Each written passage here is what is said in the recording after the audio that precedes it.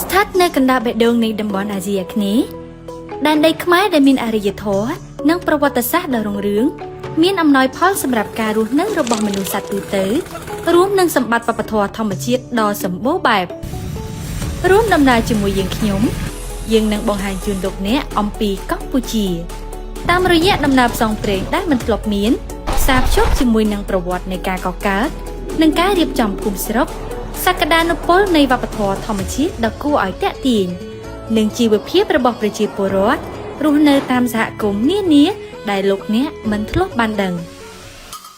តោះកម្មវិធីទេសចរផ្សារភ្ជាប់ទឹកដីរដូវកាលទី2ផ្សាយលើគេហទំព័រផ្លូវការរបស់ AMS Travel AMS Infotainment កម្ពុជាមាតុភូមិខ្ញុំ Cambodia Amazing Trip Planner អប្សរា TV 11អប្សរា FM 97អប្សរា FM 99រៀងរាល់ថ្ងៃប្រហ័សវេលាម៉ោង 8 យប់